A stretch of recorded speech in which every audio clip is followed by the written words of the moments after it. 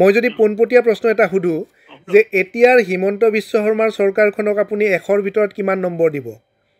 বা সোণোৱাল চৰকাৰক আপুনি 100 নম্বৰ কিমান নম্বৰ নিজু যেতিয়ালৈকে মই নম্বৰ ইয়াতে কোনো ক্লাছিফিকেশ্যন এটা সিচুৱেশ্যনৰ ওপৰত কথা আছে কণ্ডিশ্যনৰ ওপৰত আছে আৰু এইটো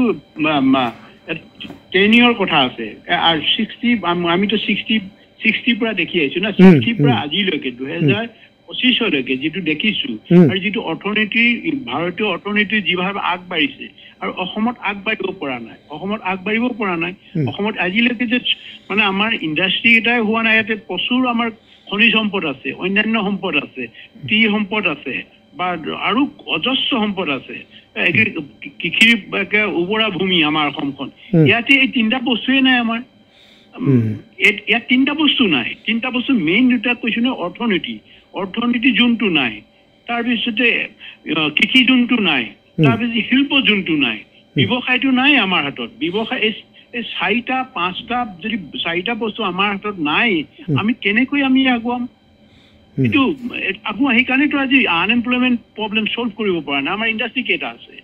আমাৰ কৃষি যোন কেইটা আছে আমাৰ ইকনমি যোনটো ক'ত আছে ইকনমি যোনটো হ'লে একেবাৰে অৰ্থনীতি উতলি থাকিব আমাৰ দ্ৰব্য মানে কি কয় আমাৰ যিবিলাক বস্তু প্ৰডাকশ্যন হয় ইয়াত আমাৰ কৃষিজাত হওক বা অন্যান্য আমি ডাইৰেক্ট আমি অন্য দেশৰ লগত চিধি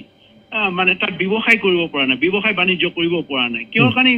আমাৰ ইকনমি যোনটো নাই আমাৰ এই অধিকাৰটো নাই ইকনমি যোনটো খুলি আমি ইণ্ডিপেণ্ডেণ্টলি আমি আমাৰ মানে অসমত উৎপন্ন হোৱা বস্তু আমি বাহিৰলৈ পঠাই থাকিম উইদাউট এনি মানে ৰেষ্ট্ৰিকশ্যন এইটোতো হোৱা নাই এইটো আচল চিষ্টেমটো নাই ইণ্ডাষ্ট্ৰি আমাৰ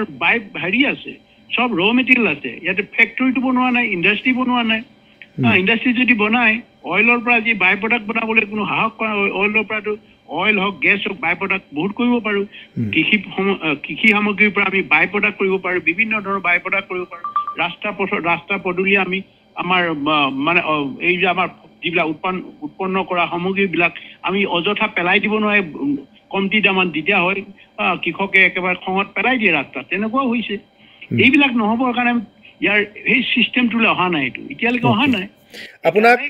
আপোনাক সকলোকে আমি এতিয়া দিব পাৰিম যেতিয়ালৈকে কম্প্ৰিহেনচিভ প্লান প্ৰগ্ৰাম আমি দেখা নাই কম্প্ৰিহেনচিভ প্লান প্ৰগ্ৰাম হ'ব তেতিয়াহ'লে আমাৰ উৰ্বৰা মাটিবিলাক পৰি নাথাকেতো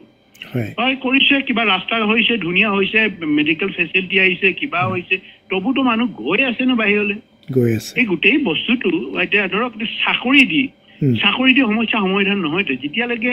নিজৰ মানুহৰ হাতত অসমৰ মানুহত ব্যৱসায় নাথাকে আজি অসমৰ মানুহত নিজৰ হাতত ব্যৱসায় যদি নাথাকে ব্যৱসায়টোতো মেইন চালিকা শক্তি কৃষি আৰু ব্যৱসায় তাৰপিছতে ইণ্ডাষ্ট্ৰি আহিব এই তিনিটা বস্তু থাকিব লাগিবতো লগতে সেই ইকনমি যোনটো থাকিব লাগে যিটো অহা যোৱা বস্তু অনা নিয়া বাহিৰলৈ পঠোৱা বা বাহিৰৰ পৰা অনা আৰু আমাৰ বস্তু যাব চাৰপ্লাছ বস্তু গুচি যাব এই চিষ্টেমবিলাকে হোৱা নাই এইটো যথাৰীতি হোৱা নাই চিষ্টেম নোহোৱাৰ কাৰণে আমি কম্প্ৰিহেনচিভ যিটো ডেভেলপমেণ্ট সেইটোলৈ আগবাঢ়িব পৰা নাই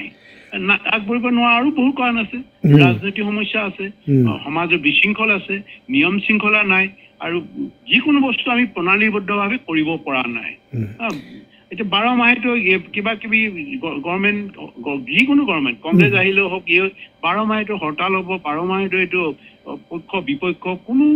এটা সহমতত আহি 5 বছৰ পৰিকল্পনা কৰিব পৰা নাই বাকী দেশবিলাকত কেনেকৈ কৰিছে 5 বছৰ এটা পৰিকল্পনা কৰে 5 বছৰ মানে 5টা পৰিকল্পনা 10টা পৰিকল্পনা সুন্দৰভাৱে 5 বছৰ আগতে কমপ্লিট কৰে আমাৰ 5 বছৰ ৰাস্তাটোৱে 4 লাইন ৰাস্তাটোৱে ঠিক কৰিব পৰা নাই প্ৰগ্ৰেছ কেনেকৈ হৈছে 4 লাইন ৰাস্তালৈকে 1000 মাইল তাতে কিমান টেনেল থাকে কিমান মানে অবস্টাকল থাকে কিন্তু 5 বছৰ আগত 4 বছৰতে একদম কমপ্লিট কৰি থাকে তেতিয়াহ'লে এই কেনেকৈ এইটোতো আজিৰ যুগত সব বস্তু আছে সব মেটেৰিয়েলছ আছে ৰাস্তাৰ কাৰণে সম্পূৰ্ণভাৱে একদম ইমান ছুপাৰ টেকনলজি আজি ওলাইছে ৰাস্তাটো 3 বছৰ মানে 5 বছৰ চাই 2 বছৰতে কমপ্লিট কৰিব পাৰে আমাৰতো হোৱা নাই এইটো কিয় হোৱা নাই কেনেকৈ প্ৰগ্ৰেছ বুলি ক'ম আমি প্ৰগ্ৰেছ কেনেকৈ ক'ম প্ৰগ্ৰেছ হ'ব কেতিয়া শৃংখলাবদ্ধ হ'ব লাগিব আৰু যিটো ইনফ্ৰাষ্ট্ৰাকচাৰ ঠিক হ'ব লাগিব তেতিয়াহে প্ৰগ্ৰেছ বুলি ক'ম এতিয়াতো ৰাস্তা ঘাট কাৰ্বি আংলঙতো ৰাস্তা ঠিকেই হোৱা নাই ইমান বছৰ হৈছে এতিয়াওতো দূৰ দূৰণলৈ যাব পৰা নাই তেতিয়াহ'লে কি ক'ম কথাটো অকল গুৱাহাটী ধুনীয়া হ'লে নহ'বতো এই গুৱাহাটীৰ প্ৰভাৱটো পৰিছে নাই গোটেই একদম অসমৰ ইমূৰৰ পৰা সিমূৰলৈ বস্তু আনিব পাৰিছে নাই কোনোবাই চেষ্টা কৰিছে চেষ্টা কৰিলেতো বাধা হৈ আছে ৰাজনীতিৰ কোনো এলায়েন্স নাই ৰাজনীতিৰ আণ্ডাৰষ্টেণ্ডিং নাই ৰাজনীতিৰ সহযোগিতা নাই আধাতে কাম কৰাৰ যেতিয়া কাম কৰি ভৰপক হ'ব তাৰপৰা আন্দোলন হ'ব অপজিশ্যনে ক'ব এইটো সঠিকভাৱে ডেভেলপমেণ্টৰ পৰিৱেশটোৱে সৃষ্টি হোৱা নাই